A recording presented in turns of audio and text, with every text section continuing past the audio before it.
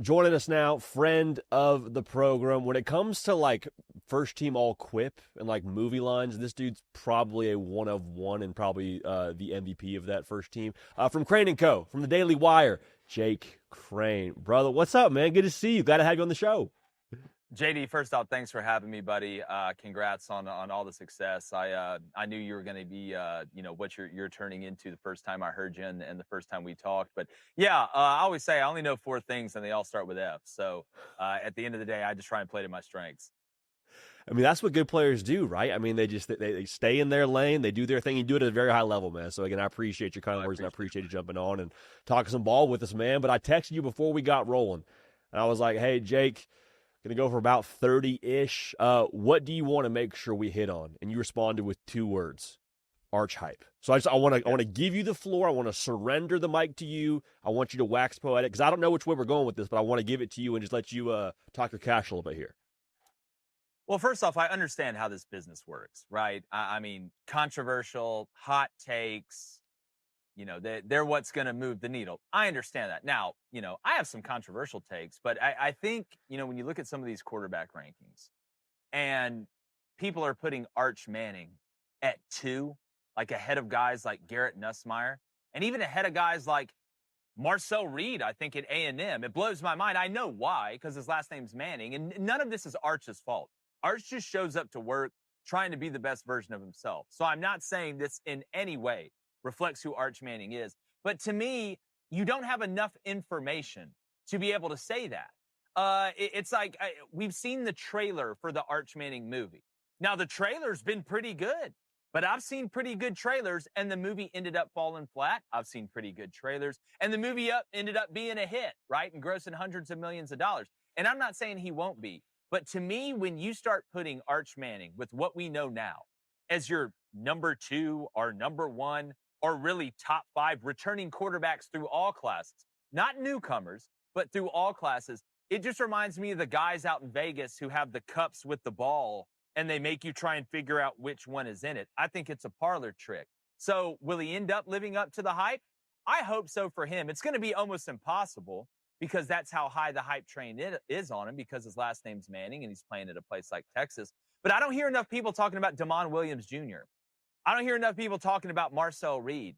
We talk Lenoris, we talk DJ Lagway. It's just, to me, this is the parlor trick of off-season, quote-unquote, 2025, is let's put Arch Manning as our number 2 quarterback with not enough information and just watch everybody just, lose their minds, like Heath Ledger said when he was the Joker. So I'm trusting, but I got to verify. And at the end of the day, I think it's a trick. So I'm not going to do that. He could end up being that good. We'll see. But it's a bridge too far for me, man.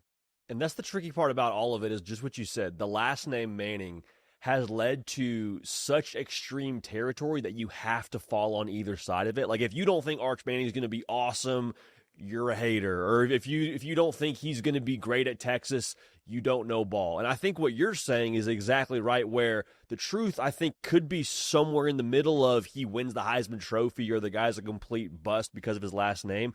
I think a lot of what excites me about Arch Manning in Texas in general, like outside of the whole rankings conversation, to me, Jake, I'm sitting here saying, even if he's just like as good as Quinn Ewers was, or does what he did for that offense under Quinn Ewers, like if he can just deliver the football to the right place, they run the ball well, they play good defense, like that to me is the big sell with Texas. I'm looking at Texas outside of that first game. I just need Arch to be ready to roll by November when we go to Georgia, when we play A&M in the season finale. Like if Arch is playing like a second-year starter at that point in time, because he will have played close double-digit games at that point in time, then we can talk about Texas being a team to go compete for and win national championships. That's the big ingredient for me, is his development from game 1 up until and through November. 100%. That's right on the money. And to your point, the answer is probably going to be somewhere in the middle, because you are operating on both fringes of the spectrum. Either he's Superman or he's Stephen Hawking. That when you operate on both ends of that spectrum, the answer is probably going to be in the middle. And the truth is, with young quarterbacks, even young quarterbacks that have a season under their belt, or some of a season, or even a little bit of a season, there are going to be growing pains as you develop. And that's in every walk of life for everybody. If you just became the manager at your new job, that first year, there's probably going to be some downs. There's going to be some ups. The question is, how low are the lows with Arch Manning? The question becomes timing. Like you look at a guy like Lenora Sellers. If his timing and his anticipation improves, if his ability to read rotations of secondaries, right, and intermediate defenders improves, which it should, he's going to be a much better player. But he had to go through some of that, right, to be able to learn from that tape. And when you look at the Texas-Ohio State game, and I've said the same thing about the LSU-Clemson game, not that there's ever truly a win-win. I mean, quality loss is a term I'm not really in love with. Sure. But if Texas goes and loses to Ohio State, or Ohio State goes and loses to Texas, that's not going to knock them out of the playoff. Just like if LSU goes and loses at Clemson or vice versa, Clemson loses at home against LSU, right? You still have a long season to go after that. So the Arch Manning that we see in week 5 or week 6, that's going to dictate how far Texas is going to be able to go and how quickly he can interpret information, not just on the field, but in the film room. That's why, JD, I'm so interested. And we've got a Texas preview coming out, and we did a Texas-Ohio State kind of game preview like you guys are doing, and we talked about this. Even though Arch has played some under Sark, going on the road to Ohio State in your first game as the guy, right? Yeah. How open is the menu offensively, right? Do you get the whole menu, or do you just have brunch early to see how he's doing and how you're holding up front? That's what I'm intrigued to see, because you know Sark's going to motion to get answers pre-snap. He's going to try and make things as easy as possible for Arch to be able to diagnose, is this man? Is this zone? Are they going to show pressures? Can we out-formation them, whether that's to the field or FIB formation into the boundary? I want to know what you think. Do you think Sark's going to give the whole menu to Arch early and say, listen, we're just going to go give it to him just like if we had Quinn Ewers? You know, I don't think it'll be full menu. I love what you said. I don't think it'll be, here's the lunch menu. We're going to give you a couple of specials. We'll give you the brunch menu. We'll have bottomless something for you. But I think the thing with Arch that excites me about this first start for him, and the reason why I have maybe higher expectations for him than a Austin Simmons or than any other first-year starting quarterback across college football, is the fact that, Jake, we got to see him play a little bit last year, but also he sat for a full year before last year. Like we haven't seen a true 5-star quarterback sit for 2 years since like pre-portal era, maybe. So what excites me is the fact that he's had some time to learn the system, been under the best quarterback developer, short of what Lincoln Riley in the sport. Lane Kiffin maybe throwing that discussion if he's developing anybody still. I know the portal is a thing that he's using pretty heavily. So like, I love the fact that he's had a chance to grow a little bit in this system. So I wouldn't be all that shocked if they get to Columbus and it's a little bit more wide open than it would be for an Austin Simmons, who I keep going back to is like the best, I think, example of this discussion for first-year quarterbacks in the SEC. Yeah. I mean, well, we know less about Austin, obviously, than we do about Arch and a lot of these other guys. Yeah. Even though he came in against Georgia and, you know, looked like he could spit a couple bars at you in a big moment. Arch is at that point in college where you're starting to go to classes for your major. Right? Like you knocked out all the prereqs.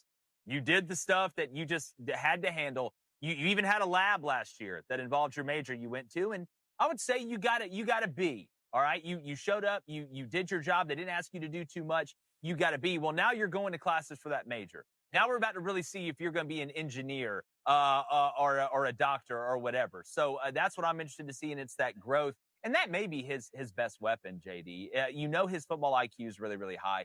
Is he smart enough as a new starter to take the check down, to realize you never go broke making a profit, to throw the ball away, and if you take off and you got 4 yards, and not to lower your head every time, right? Now, I understand if it's 3rd and 3 and you got to go get the first down to extend a drive to win a game or to put yourself in a position to win a game, but how mature is he at taking care of his body as well, and then taking what the defense has given him and realizing that 2nd and 6 is a sexy number for offense? It is. That's true. I mean, like you said, you don't go broke taking a profit and sticking in that thought of he's now taking classes for his major. The entire time now had a really good tutor. Right, Steve Sarkisian might be the best tutor in all of academia when it comes to Dumbledore, man. I'm telling you, man, the quips, the one-liners, like this is game tape for your boy right now. So this is impressive, and this is one. Just, I mean, hopefully the audience is taking notes here. I want to switch gears from one first-year starting quarterback in the SEC to another quarterback that is like a pseudo first-year starting quarterback, which is DJ Lagway.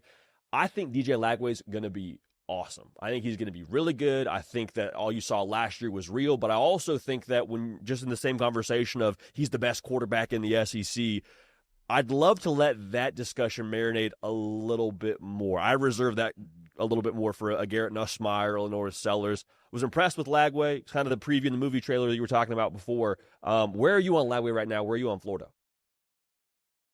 Well, I mean, on DJ, just first of all, obviously health is a big factor. It's a big factor for everybody. It's a big factor for me, sitting here right now. But as far as natural ability, obviously physical size, but just God-given arm talent. And I say the same thing about Lenore Sellers. I actually think there's a lot of crossover between the way DJ plays and the way that Lenoris plays and their physical makeup and ability. It's one thing to be physically big and to be able to throw the fastball. Well, that's great, right? But at the end of the day, that's how you turn into Joe Milton. The difference is, and I got a lot of respect for Joe. He's played a lot longer than I did. But when you look at the natural passing ability of Lenoris and DJ Lagway, they have the gift. Mike Leach said it's tough to put accuracy into a person. You're pretty much born with it. But it's not just accuracy. It's tempo, it's arm manipulation, it's ball manipulation. What separates DJ and Lenoris is not just their physical size or their running ability.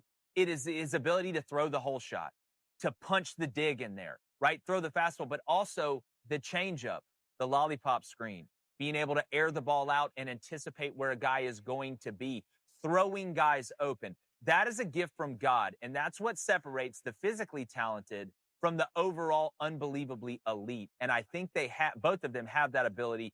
And I think DJ, to me, he's a little bit more of a natural passer of the ball than Lenoris, but Lenoris can do it. Lenoris can throw it at a really high level.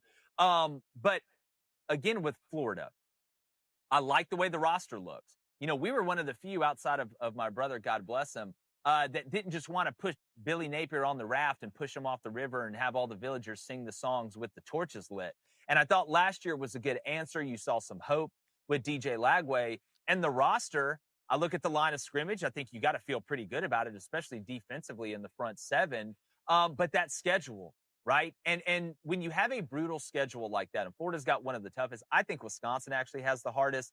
Oklahoma's right there. Florida's right there. Arkansas's right there. Mississippi State's basically every week's going to be like getting jumped by a group of ninjas with baseball bats. But when you play a brutal, tough schedule like that, it really leans on your depth, right? You need a lot of depth to win anyway. It's about your first 46. It's not about your first 22. That's how you win championships. But when you play these type of physical games week in and week out that Florida is going to play, it is going to test your 2 deep and your 3 deep.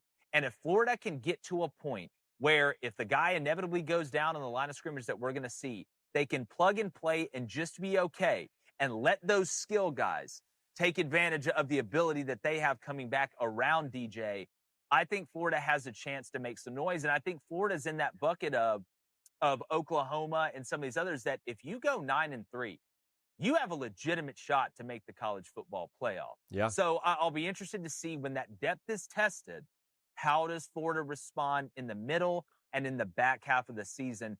That's going to write the story of how high the ceiling is for this year's team with Billy Napier.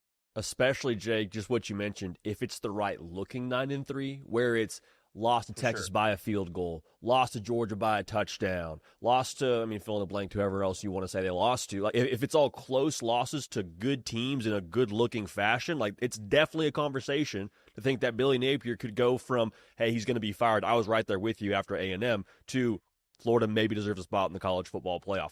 The thing that I like about this Florida team, Jake, just what you said, the roster, I think, around Lagway is good enough to where you don't have to ask him to be Superman AR every single week. I like the scars on this team, man, because the last 2 years now, we've seen Florida in the months of October and November, where we all have social media, players included, and they're seeing people tweeting about how Napier's going to be fired, he should be this, he should be that, and then they continue to just put their head down, finish strong, and play for their guy. Last year we saw against Ole Miss and LSU, teams that were at that point in their season thinking they could be playoff teams. Ole Miss had written their ticket to get in the college football playoff at that point when they played Florida, and they continue to be gritty, and just clearly Billy Napier's installed a solid culture in Gainesville. How much do you read into that relative to what they could be here in 2025? You think it's a thing they got to start fast, get some mojo? Is it a thing that you think is now this is Florida's identity now under Billy Napier with how long he's been there? What's your take on that? Well, yeah, you obviously want to start fast, and you need to start fast. And as much as Florida fans are going to hate for me to say this, but if you really want to make sure that Florida's in the best position possible, every other game outside of the game against your team, you need to be rooting for Miami and Florida State to do well. I know that. I know most of you are going to be in the comments and be like, no, there's no way I can ever do it. Well, that could be the difference. If Miami and Carson Beck have a respectable season and then Florida State's able to turn it around, that could be the bridge that gets you into the playoff at 9-3. So at some point, I know fan is short for fanatical. You have got to do what is best for your team. And that's hoping that the teams on your schedule have a good year outside of that. I say the same thing to Oklahoma and Michigan fans. I say the same thing to LSU and Clemson fans. I say the same thing to Auburn and Baylor fans, right? You become a quote unquote fan of that team, as hard as that is to swallow, once that game is over, because it makes you look better. It's like having a really good looking ex. Well, if she's that good looking, you probably got a chance when that other girl looks you up on social media. She knows she's not out here competing in AA, like this is the show. So as far as the scars, it's a good point, because I think, obviously you don't want a ton of adversity for your team, right? Sure. You want them to be focused and having fun, and having fun is winning. At least that was the way that I was raised. Some agree, some disagree. But they don't have to manufacture the chip on the shoulder. Like, this isn't Kirby Smart having to do the mental gymnastics of telling Georgia nobody thinks they're any good when they're the preseason number 2, number 3 team or whatever. So you have built that together. You've been in the trenches together. And with Billy Napier, I think that actually kind of circled the wagons around him with that roster of, look, they don't believe in me. They don't believe in you. We're in this thing together. We're sitting here in the trenches taking fire together. Well, let's get out of here and go make a difference. So I do think that builds some intestinal fortitude, because you're always, as a coach, and JD, you know this, you're always trying to mold the clay, right? And you're never fully done with it, but you're trying to mold it into what you want it to be. And sometimes it takes a decent amount of adversity to bring you guys so close together, because on 4th and 1, man, that's the stuff that matters. It's not the Instagram photos. It's not the hype video before the game. It's when we call timeout and it's 4th and 1 and we're going for it and we're on the sidelines and I'm looking you in the eyes and you're looking me in the eyes. It's that helps me fight for that extra yard. It's that when I go back block that defensive lineman, I'm trying to throw him next to the hot dog stands, because I'm doing it for y'all because they didn't believe in us as a unit, and we got to go out and prove it. That's the difference. None of this social media stuff. That's why spending time together during the summer, that's when your team's built. Going to eat at each other's houses, meeting each other's families. That's what builds a team. And that's why the sport of football is so unbelievably awesome. And it's the best sport on the planet, is that it's so physical. You have to play for the guy next to you, and 11 guys moving as one organism to win. That's what gets me fired up. 2 thoughts from what you just said. First, everything you just mentioned is what so many people in the world of sports media are not able to articulate or understand or speak to. We'll talk about preview magazines, returning production, stats, what's on paper. Like, people don't understand what happens within that building, that locker room, and what happens outside of that locker room during the summer, during the spring, the time together away from the facility. That makes a massive difference. So I'm glad you said that. 2, a much less serious point. Got me thinking when you talked about social media and rooting for teams that maybe you're going to play, Miami being one of them. Is there a person that Florida fans maybe should hate more than Carson Beck? Played at Georgia, right? Now he's at Miami. I think there's maybe a unlikability factor for the college football public. I root for the guy. I like the guy, but I think if you're a Florida fan, that's going to be a tough train to get on, but they got to get on it nonetheless. But, Jake, I want to make sure I move along here so we don't take too much of your time, brother. Who's underrated in college football right now? The most underrated. Or maybe we're not talking about enough. I think Illinois. And it's for multiple reasons. Obviously, I like Luke Altmaier. I've liked Luke Altmaier, and just his ability to come through when it mattered. Go back to last year. This dude in overtime's a straight-up killer. He's tough. He's not the most gifted, but he finds ways. But when you look at Illinois, Bielema, some people make fun of him. Some people don't like him. Some people think he's trying to be the Lane Kiffin of the Big Ten, whatever. But when you look at this team that is coming back, I know that they've lost some pieces, but I like the way the roster's configured. But what I really love is the schedule. Go look at Illinois' schedule. They're a good football team. I don't think they're an elite football team, but I think you're going to see a similar outcome to Indiana as what Indiana had last year for Illinois this year because of that schedule and the team that they have built and Luke coming back and having another year in that offense.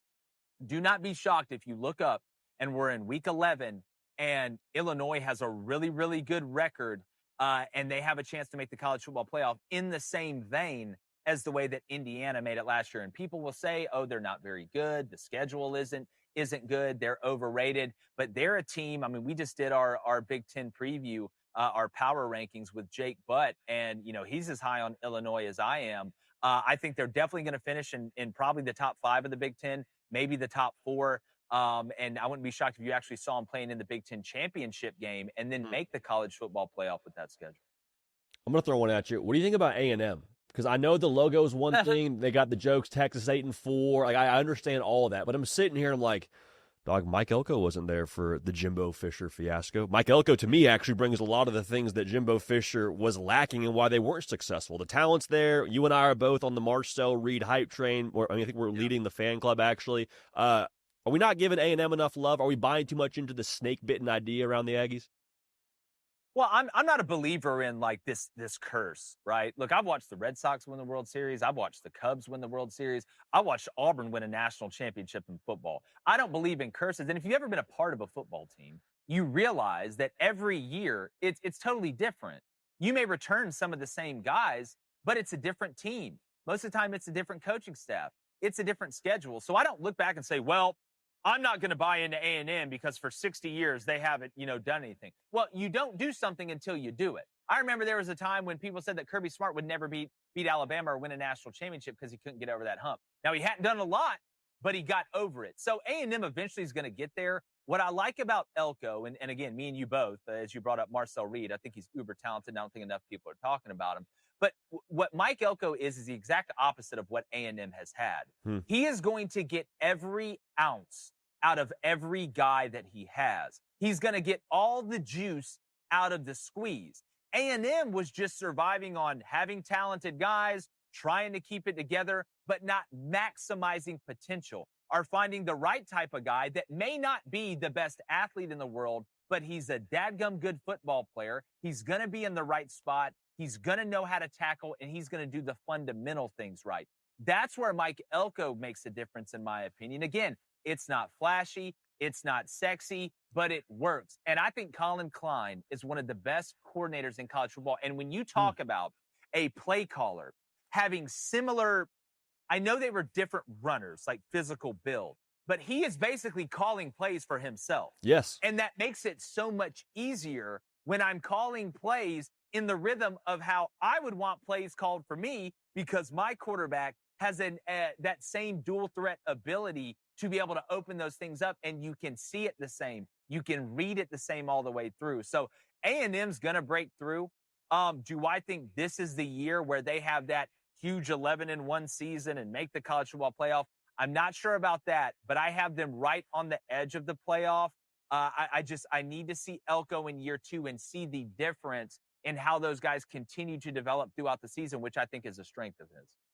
Jake, I want to get your take on the Auburn Tigers. I know it's a team that you're very familiar with. I know there's a lot of emotion there. I know there's a lot of different factors. I'm sitting here, and it's kind of like that episode of The Office where Michael says, you know what, no doubt about it, I'm ready to get hurt again. I'm kind of leaning that way. I was first team All Peyton Thorne a year ago. I fell on my face, and what happened. Where are you on Auburn? Because I see the talent. I see Jackson Arnold in those 5 stars. I see there's a lot there. Where are you right now on Auburn? Well, I mean, if you've ever been an Auburn fan, you realize that the minute, you think it's going to go good, it doesn't. And then when you don't have expectations, Cam Newton shows up on campus and you go undefeated and win a national championship. With Auburn, to me, it's trust but verify right now. It's trust but verify. Because when you look at the roster, I think in year 3 under Hugh Freeze, and I know a lot of people don't like Hugh, that's fine. This is probably the best overall roster that Auburn's had especially speaking from a line of scrimmage standpoint, the offensive line mainly, that Auburn's probably had in the last half decade. But the biggest question is the one that we still don't know, and that's Jackson Arnold. And I can see both sides of it. I can see the side where, and I'm not trying to cop out, I'll tell you what I really think, but I can see the people that are like, all right, well, this guy was a Gatorade Player of the Year. He's got a ton of ability. He can run. He's got arm talent. He's going to figure it out in this system, this, that, and the other. Then on the other hand, I can understand, bro, you're going from one RPO system to another, and you got benched after 4 games. So what, I'm just supposed to believe that somehow you figured it out? And I know there are injuries and this, that, and the other, but Jackson was very, very slow reading things. You could tell it was a little bit too fast for him, and you're going into a system where there's a lot of similarities. So Auburn's season offensively, we can talk about Eric Singleton Jr. I think he's a first rounder. I think Cam Coleman's eventually going to be a first rounder. That's great. But if you don't have the ability to run the ball and you don't get the ball out on time, none of that other stuff matters. What's Auburn's problem been the last 2 years? They didn't have balance on offense. Everybody knew that Peyton Thorne wasn't going to beat you with his arm. Or if he was beating you early, eventually he was going to throw it away late like he did to Oklahoma. So, and it was crazy, JD, that Auburn had as much success running the ball last year as they did when teams knew they're like Zoolander. They had one look, right? We couldn't turn left. Couldn't turn left. So, yeah, if Auburn is able to run the ball and open things up on the outside consistently again, is Jackson Arnold talented enough in those one-on-one coverage situations, in those RPO situations, to make the right decision and get the ball out on time? I don't know the answer to that yet. I'm not going to sit here and pretend like I have a crystal ball. And I know people will be like, oh, well, you had a great practice. Well, that's great. I coached, played, you played. There's guys in practice that look unbelievable. Then you take them in the game, and it's like Drew Barrymore from 51st Dates. They just forget. They don't know what they're doing. They think every day is their birthday and they're going to get a pineapple. So I don't know the answer to that yet. The depth on the defensive line scares me a little bit, but it's year 3, dude. Like, Hugh's got to show it on the field. He knows that. I know that. God knows that. Everybody knows that. All the off-the-field stuff's great. The recruiting's great. The food's good in the facility. They got, like, a barber in there now. But eventually you got to go win games on the field. So this is the best shot they've had. And I will say this, JD. Not to be too long-winded, but I love it. Bring it. I'm glad that Auburn is playing somebody pretty decent or borderline good. Like Baylor, this isn't a walk in the tulips week 1, because I need to know early. Not that you can't get better in the year, but playing Alabama A&M and drowning them in a small puddle of the water in downtown told you nothing. Then you let Fernando Mendoza come in Cal, and you think you're so good because you won 75-0, and they pull your pants down in Walmart and spank you in front of everybody. So I'm glad Auburn's going to play Baylor. I need to know, and I need to know early. Dog, it's so hard for me to stay on track here with some of these one-liners. I mean, the Walmart, the Drew Barrymore, the pint. I'm doing my best to stay with you. Well, it's a disorder. I'm on the spectrum somewhere. They just don't know where. No, I mean, it's phenomenal. It's a work of art. I do want to say though, with Hugh Freeze, I'm curious how much he's able to be a psychologist for Jackson Arnold, because I think that's one of the biggest questions I have is, where are you at mentally after last year's situation at Oklahoma, where you leave Oklahoma after getting benched in very, very public fashion against Tennessee? So much of that to me is curious as to how you can get a kid to believe in himself yet again, if that's an issue. Well, and you're not going to know till it goes bad for the first time, which it inevitably will. It may happen on the first drive. You may fumble a snap on the first drive. You may throw a pick on the first drive. It may be a great 2 quarters, and first drive of the third quarter, you throw a pick 6. How do you bounce back from the bad stuff? That's what you're going to know. The good stuff, everybody can be great when it's going good. Heck, I was the best teammate ever when it was going good, because it's easy to be a great teammate. It's when it goes bad for that first time, or if it goes bad a couple times in a row, going in there and telling them, look, dude, it's good. We're fine. Let's move on. Let's put it in the past. You got to have the memory of a goldfish or whatever. That's when you're really going to know, and that's when Auburn fans are going to know. And if he comes out, and let's say third drive, let's say the first drive, you go down and score, it looks great. Oh my God, this is the match made in heaven. Then the second drive, you come out and you turn the ball over. That third drive is going to tell you a lot, not only from if Jackson Arnold makes plays, but from a play calling standpoint as well. How much trust does Hugh Freeze and this offensive staff have in Jackson Arnold if he makes a mistake early, or do they try and take the ball and hide and go home? Well, I can't wait to see it. I can't wait to see. I know you can't wait to see it either. First game in McLean Stadium for the Tigers when they're on the road. I think it's a Friday too, Jake. A little Friday action for Yeah, them. I think we're going to live stream it. I think it's a blackout too, which if you know Auburn history is in blackout, it ain't. Just please don't play Soldier Boy, please. You never know with the Baptists, man. You never know what they got queued up.